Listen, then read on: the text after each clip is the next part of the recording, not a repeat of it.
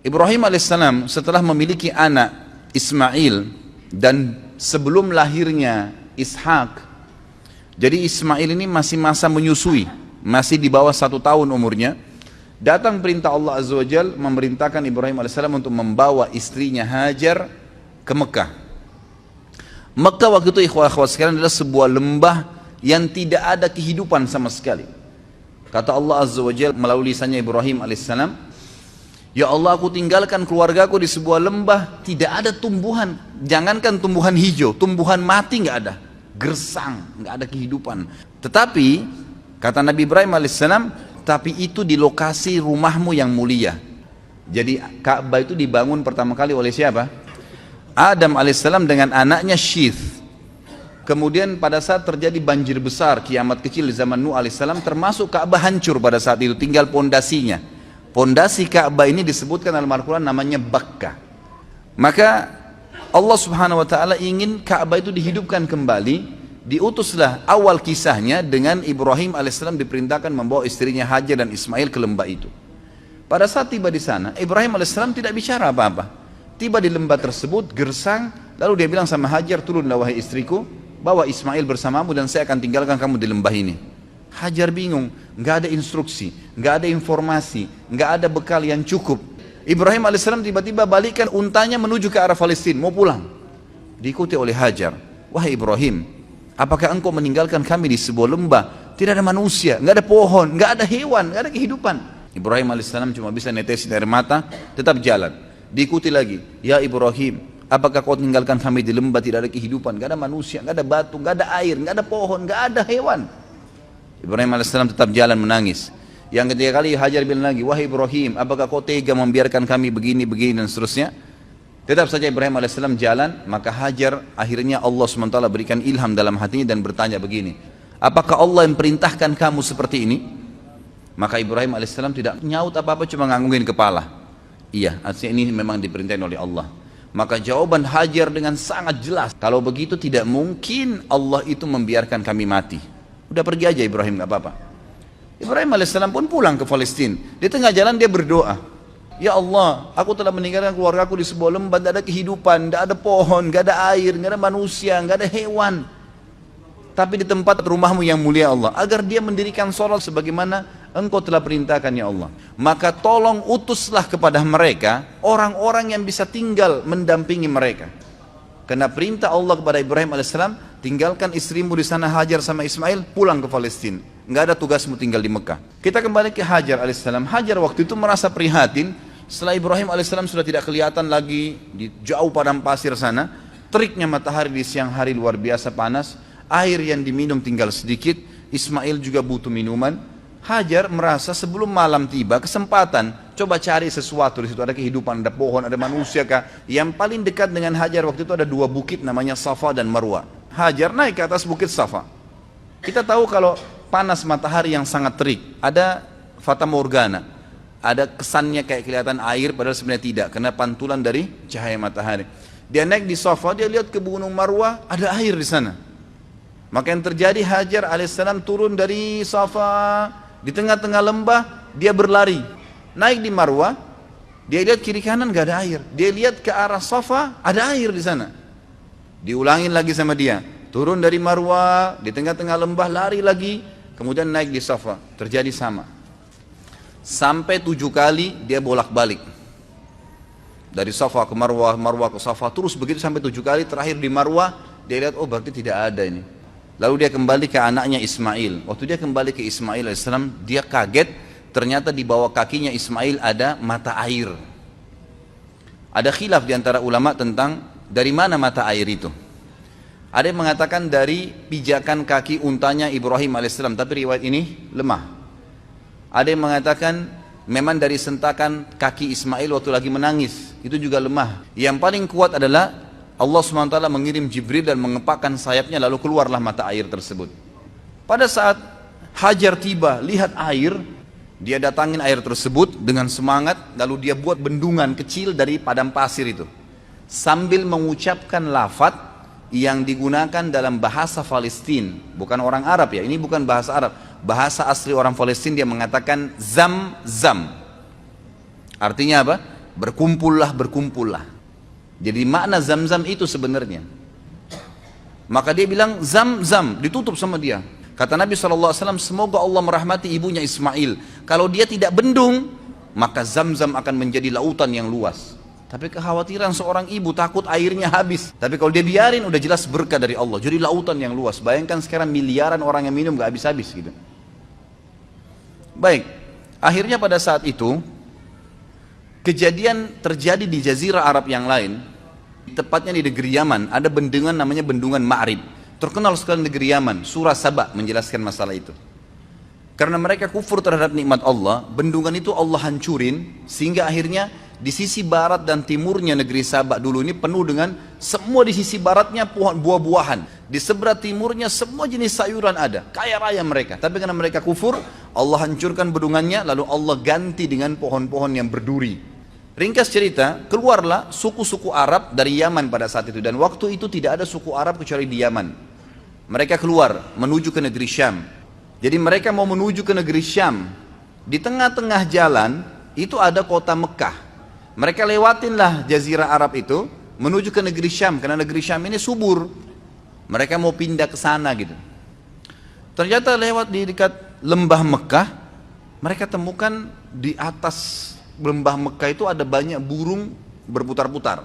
Mereka bingung, setahu kami di lembah ini nggak pernah ada air, kok bisa ada burung lagi berputar-putar? Mereka mampir, utus 2 orang, coba lihat di sana ada apa.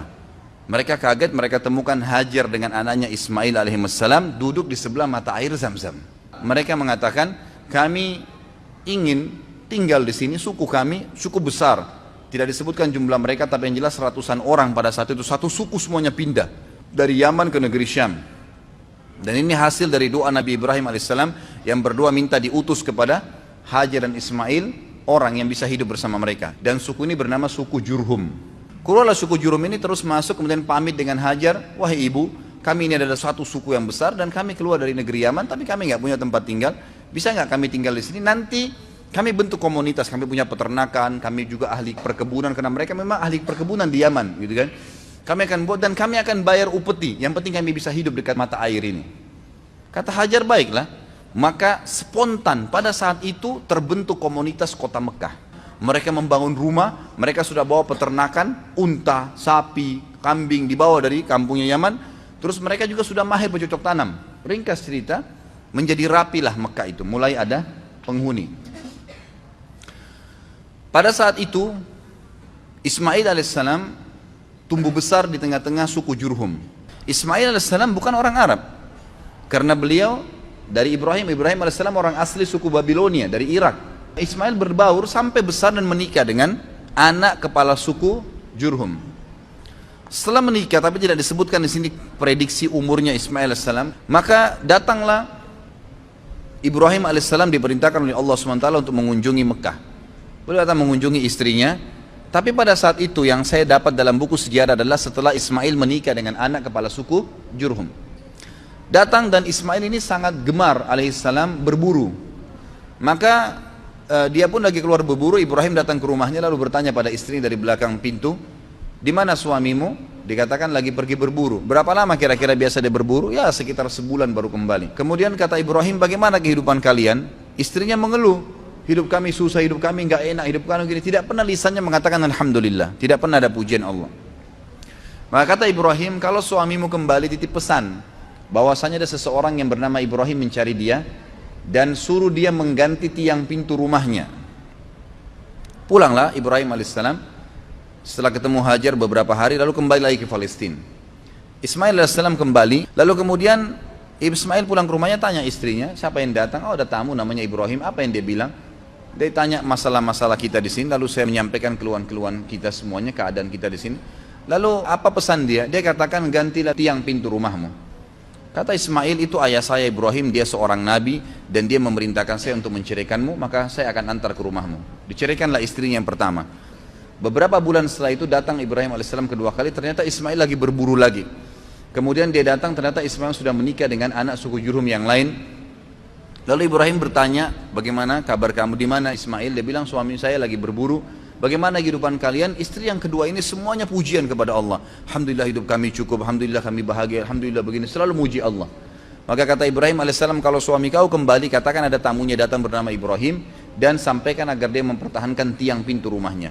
Tentu pada saat Ismail pulang ke rumahnya dulu, dia belum ke rumah ibunya, lalu dia tanya istrinya, siapa yang datang? Dia katakan ada satu orang nama Ibrahim. Apa pesannya? Dia suruh pertahankan tiang pintu rumahmu. Kata Ismail, itu ayah saya Ibrahim, dia seorang nabi dan dia menyuruh saya mempertahankan rumah tangga denganmu. Ringkas cerita, Ismail ketemulah dengan Ibrahim alaihissalam. Ada perintah Allah Azza wa Jalla yang diperintahkan kepada Ibrahim alaihissalam. Baru berapa hari saja ketemu dengan anaknya Ismail, perintah yang luar biasa pada saat itu adalah disuruh Ibrahim menyembelih anaknya Ismail. Dan yang luar biasanya, perintah ini hanya datang dalam bentuk mimpi saja. Dan perlu kita tahu, para nabi-nabi kalau mimpi itu semua berita benar. Dia mimpi menyembelih anaknya.